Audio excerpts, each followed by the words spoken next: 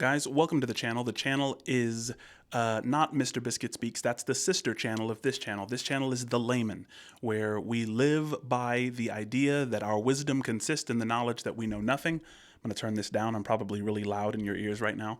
But we're going to be engaging again with Alex O'Connor because he's brilliant. He's one of the only atheists that really confuzzles me on a regular basis, and I appreciate him for that. This is from his second channel, More Alex O'Connor, and he's questioning altruism. He says altruism does not exist.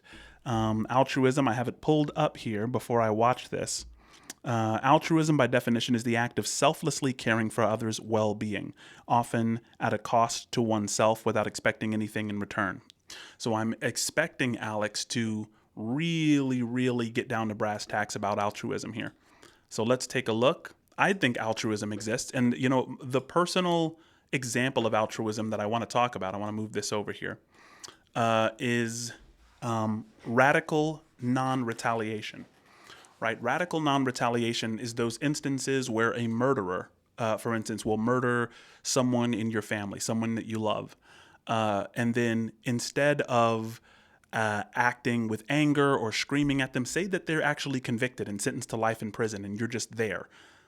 And say you get an opportunity to speak to the murderer of your wife, husband, loved one, and you say to them, I forgive you and I love you, and you give them a hug. And then let's say you put money on their books so that they can get food while they're in prison. Right? This is an act of radical non-retaliation and grace.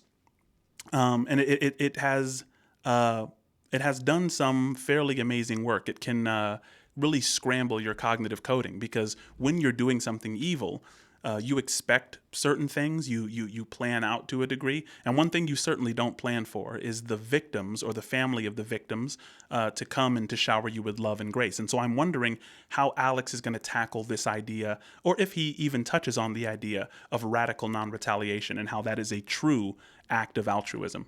I wonder what he would say. I had an argument with a friend, and he's one of my best friends, so we're fine. But we had this argument, and I'm not, as you know, we didn't study theology. Like, I'm not as philosophical as you or anything like that. But for some reason, we got onto determinism, and we're both very much believers of determinism. The concept that everything is just sort of, you know, it's going to happen. Whatever's going to happen is going to happen because it has to happen, because that's what our brains are going to do.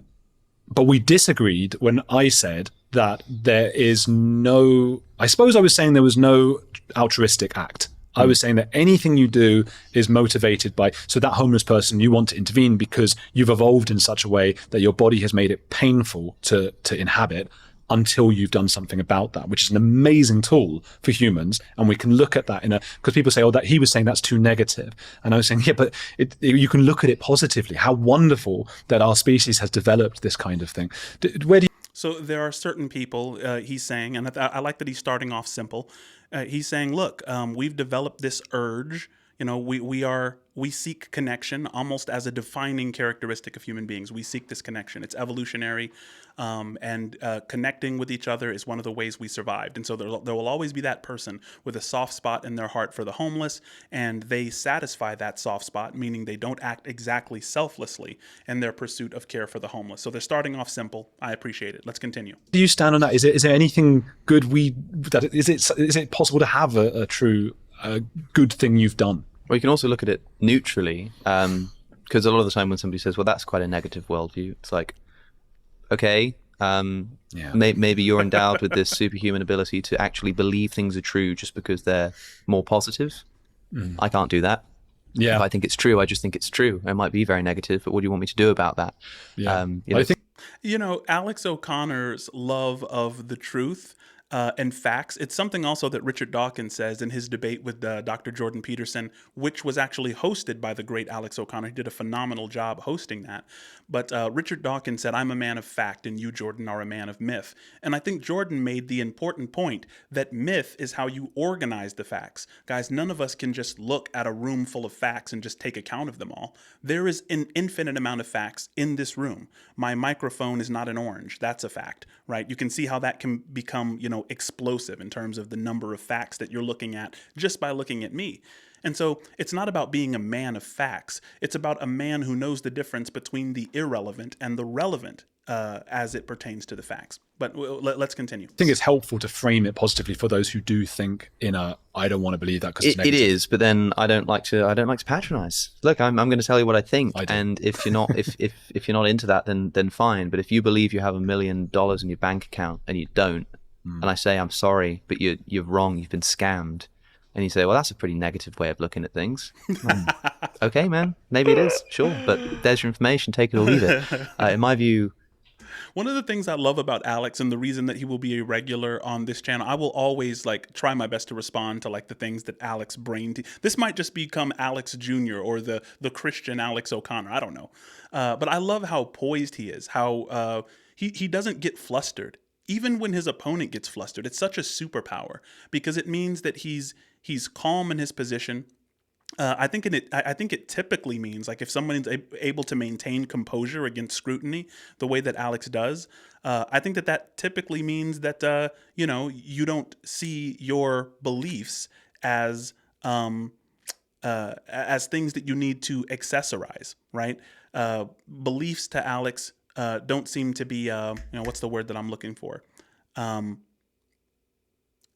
people treat their beliefs like products, let's say, things that you buy at the stores. Like, this is mine. I have a soldier mindset with respect to this belief, and I'm going to defend it. It's like, no, he just kind of takes things casually and says, look, unless somebody else, says something different, then this is where I am. I will always appreciate that about this guy. Depends what you mean by, I mean, you said, is there such thing as a good act? Or do we do things because it's good that we? I don't sort know. Of, I think you're talking about altruism and you're talking about goodness, and most people think that altruism is good, but they're not. They're not synonyms of each other. And as an emotivist, that would just be me going altruism, yay. But altruism is a more descriptive concept. That is something like doing something for the sake of somebody else. And in spite of some kind of detriment to yourself. That's like a non-moral concept, by the way, because you might think that that's a good thing, but that's not necessary.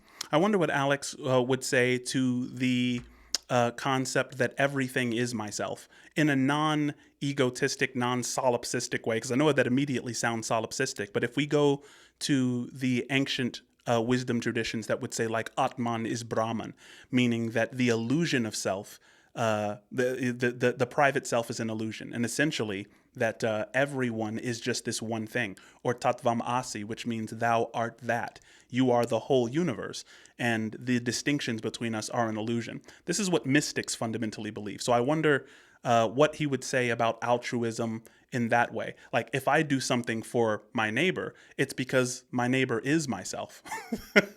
It's because I think that the distinction between my neighbor and myself is an illusion. So I wonder what that would do to the altruism argument. Sorry, to the definition of what altruism is. You think that that's a good thing, but that's not necessary to the definition of what altruism is. You can observe altruism in, fish, but you wouldn't necessarily think they've got a conception of goodness or badness. But you can still observe the behavior. So it's an identifiable concept.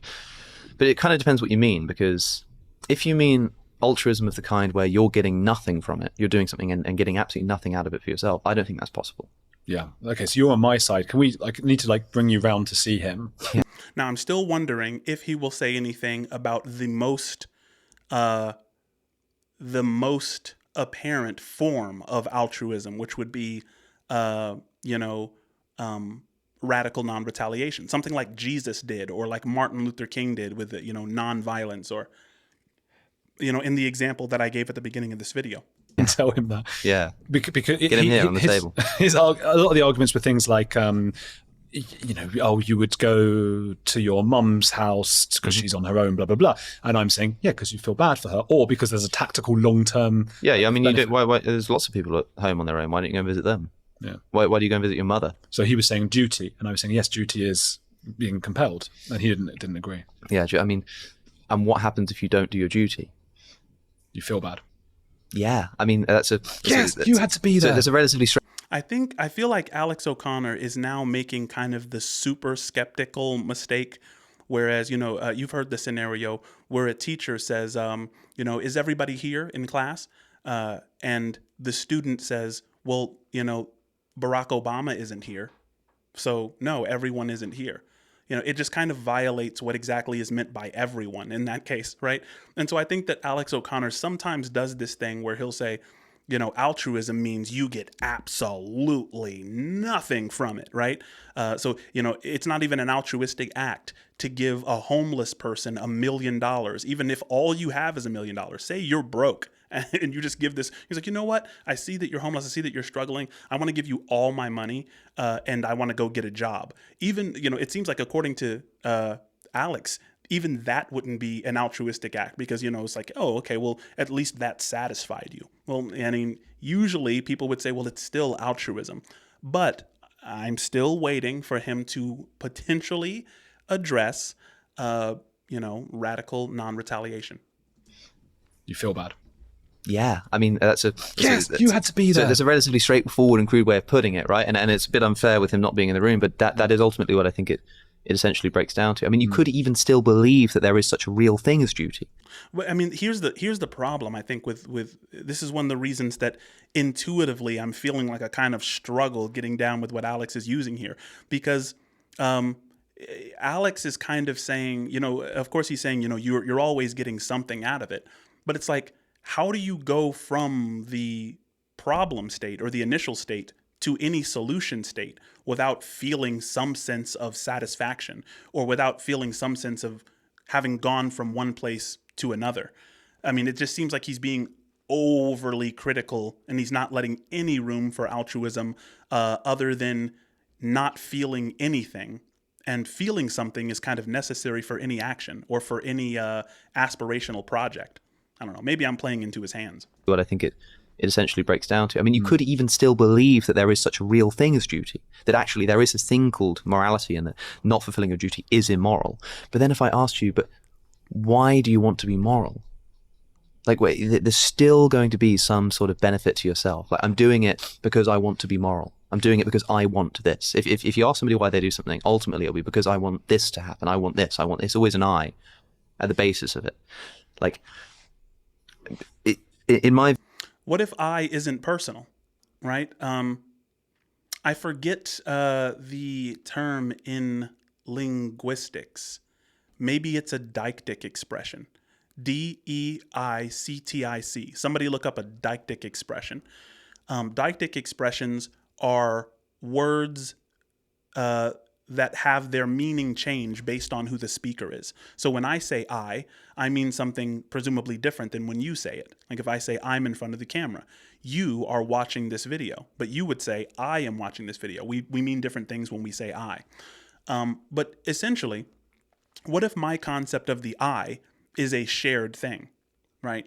I think the fundamental thing is something we all share. When we say I, we all mean the same thing. There's no distinction. I just think that there are legitimate challenges to this way of thinking. Preferences are necessary to do anything. If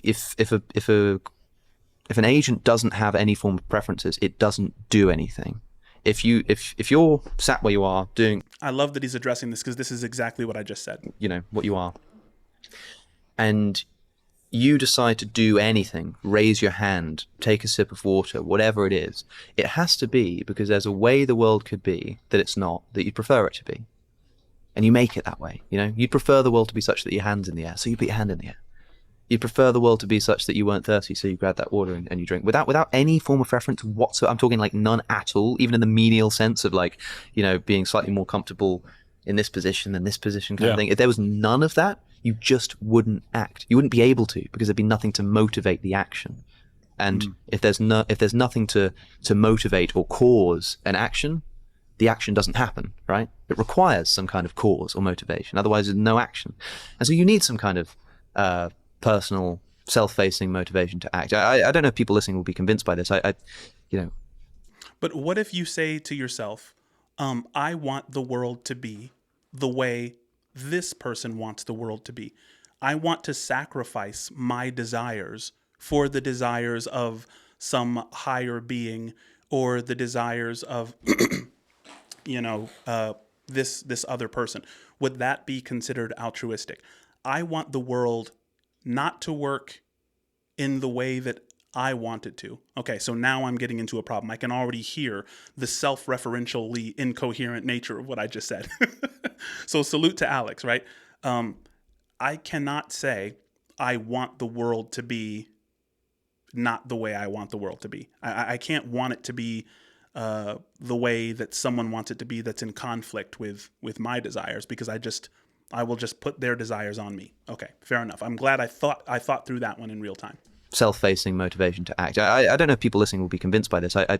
There are myriad objections, but this is something that I believe and can argue for until the cows come home. But if it's true, then it would mean that, trivially speaking, when you do anything, including so-called altruistic acts, you are at least in some sense serving yourself. That's not to say you're not much more serving another person or whatever, but you are ultimately doing something for yourself. See, but this, and this is the problem with skepticism, right? And Alex O'Connor used to go by the cosmic skeptic. You've essentially rendered the term altruism useless to anyone who ever uses it. And I forget the philosophical term for what Alex is doing, but it's a form of skepticism that only works as long as you're arguing. And then when you stop arguing for it, no one is talking about that. So back to what I said about at the beginning of the video, when I said, the term everyone. When the teacher says, "Is everyone in class?" and a student, waves their hand and, has a, smart ass comment. It's like, Will Smith isn't in class. And, some of the students might giggle. The teacher is like clearly not talking about everyone in that sense, right? But they're talking about, everyone who should be in class. Or if I say my desk is flat, right? You might say, oh, well, no, it's a wooden desk. So, I can see the grooves from the mark of, the trees. It's not flat. It's actually very bumpy, right? I was like, okay, well, that argument only succeeds as long as you're making that argument. And when you stop, we just return to what everyone else means by flat, right? So it's kind of a useless form of altruism that Alex is talking about. Because we take for granted that in order to do anything, you need some, or at least to do anything intentionally, you need some, reflection. But that doesn't destroy altruism. It just kind of makes a mountain out of a molehill. You're not much more serving another person or whatever, but you are ultimately doing something for yourself. I don't see that there's any other way that it could be. The closest you can come is a thought experiment like. It's one of my favorites, actually. Would you rather kill an innocent person and then immediately forget about it, or not kill the innocent person, but live the rest of your life thinking that you had? Yeah. Whoosh. See, this is one of the reasons I love Alex right here, right? Alex just has, and this is the reason that he should just allow his beard to grow, because beardless, it kind of betrays, if when Alex goes beardless, he looks too young for how old his mind is. I don't know if that makes any sense. I'm going to go back here and listen to that. Any other way that it could be. The closest you can come is a thought experiment like, it's one of my favorites, actually. Would you rather kill an innocent person and then immediately forget about it? Kill an innocent person or immediately forget about it? Or not kill the innocent person, but live the rest of your life thinking that you had? So imagine this. If you choose option B, you don't kill an innocent person. And because that is a true dichotomy, because you only have those two options in the experiment, you either have to kill or you have to live life thinking that you've killed. Meaning, if you choose B, you not only have saved a life, but you are visiting a kind of torment and torture on yourself. That scenario alone, I think, frustrates this altruism that he's talking about. Of course, this thought experiment, it couldn't happen in real life, maybe. But I wonder how he gets out of this one. Yeah, first one. You'd rather kill and forget. Yeah. So that is a straightforwardly unaltruistic behavior, and so that requires no explanation. You're acting in self-interest. A lot of people say, no, I'd rather do the second. Oh, God. Listen, I wouldn't, I'm not going to be so arrogant, guys, as to say that I would pick option A. That I would pick option B. You know what I'm saying? Whoever picks option B, you're a legend, right? You're willing to just go through hell thinking that you've done this. and you're hiding from the cops, doing whatever happens as a result of the cognitively limited state that you're in after a murder. I'm not saying that I would, that I'm not that guy. Yeah, I'm not that guy. Not necessarily. I mean, I hope I could be. But I do think that if you were the person who chooses not to murder and go through life thinking that you had, I think that that would be a true example of altruism. Leave it in the comments if you disagree. Let me know why. I'd rather do the second. It's more moral, the sort of morally upstanding people. They say, not that you're not morally upstanding, you know what I mean? They'll say, no, I'd rather do the second. But even then, I think it's because in the moment of making the decision, you'd be acting in your own interest, in that you would be disgraced with yourself, even if just temporarily. And by the way, people can also misjudge. Interesting. I love that take. And the thing is, I couldn't have thought of that, guys. That answer that he just gave was so sharp, and it was nowhere close to being, in my mind. Like Alex O'Connor is kind of an intellectual force to be reckoned with. I hope I get to talk to him at some point. But he said, look, even if you choose option B, even though that seems like a deeply altruistic thing to do, it's like, how much more selfless can you get? Sorry, I'm clearing my throat so often. I'm out of water. How much more selfless can you get? He's saying that when you choose option B,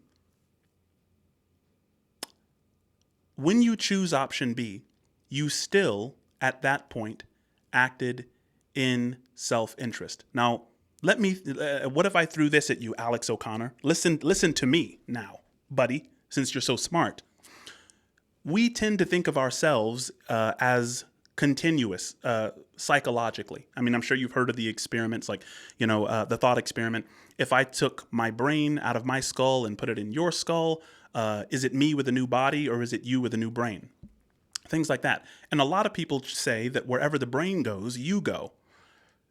So we think of ourselves as psychologically continuous.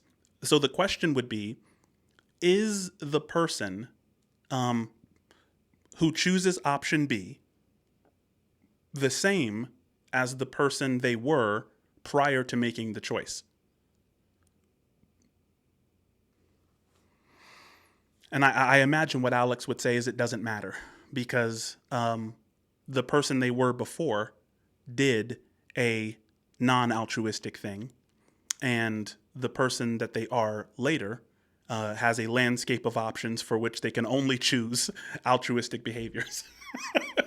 This is a tough one, guys. This is like, me thinking about it in real time. It's really, really captivating. You would be disgraced with yourself, even if just temporarily. And by the way, people can also misjudge. People can get it wrong. Like, it might actually be better for me to kill them and forget, but I decide that I want to do the second one because I mistakenly think that it's better for me. You know what I mean? Absolutely. But it's still the motivation is at least some sense self-serving. And people are going to say, no, you're just being cynical. This is the problem with atheistic morality. You have to understand, I really do care for other people. But listen to what you're saying.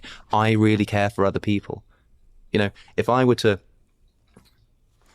But I don't care for the murderer. So let's say somebody murders my family member, whoever that is, God forbid, right? And I choose the route of, I choose to take the route of radical non-retaliation. And I hug them, I forgive them, and I tell them that I want the best for them, and that I love them, right? I don't have like affection for this person. I am still very angry at this person for what they did. I may never get over it. I'm, traumatized. I imagine what Alex would say is, I still did that on the worldview that I'd prefer the universe to be a certain way. I'd prefer to end the cycle of violence by making him a recipient of that radical non-retaliation. I think he'd go that route with it. And that's fair. So I guess my only critique for Alex at this point is that he has rendered the word altruism meaningless. And his argument only works insofar as he is making the argument. Because none of us use altruism that way. When we talk about altruistic characters, we don't mean that they can't get off the couch or they're vegetables. So it's like you found a loophole in a word, and you're kind of, I don't think that the force is as overwhelming when we just return to typical conversations about the altruism of, firefighters and people who do dangerous work and, people who are sacrificing. Bubble wrap on a vase that I'm transporting because I don't want it to break. You say, why do you do that? I say, because I really care about this vase. What I'm saying there is I don't want it to break because I'd be upset. And when I say, well, I really care about this person, what am I saying? I don't want them to come to harm because it would harm me. A definition of friendship and love and care for another person is taking suffering in their suffering. Think about a firefighter who runs into a burning building and saves a child and comes outside, and the news media go up to him and say, oh, how did you find the bravery to go in and save that child? And the firefighter says, I couldn't have lived with myself if I didn't do that. I couldn't have lived with myself. I just had to. People think of him as more heroic for saying that. They think that's laudable. They say, well, how virtuous that he said that he couldn't live with himself if he didn't go and save that child. Okay, Alex O'Connor. Okay, buddy. Now you listen to this. I got another one for you. Listen. Hear me out. What if I donated to charity and I accidentally clicked a recurring subscription to this charity or recurring payment that and that was by accident. I only meant to do a one-time payment of $50 to my favorite charity. But let's say over months and months and months, it continues to take this $50 out. I am now doing something good for people without any thought that I am doing it. And it's not intended, but it is a good thing. And let's take a look. Let's take a look here at the definition of altruism. Look, guys, I'm swinging for the fences here. Altruism is the act of selflessly caring for others' well-being, often at a cost to oneself. And so the $50 per month, it is a cost to me.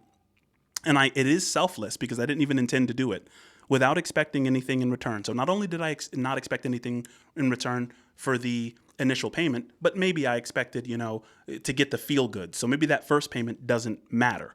But the recurring payments that I'm not intending to make is truly the opposite of selfishness, right?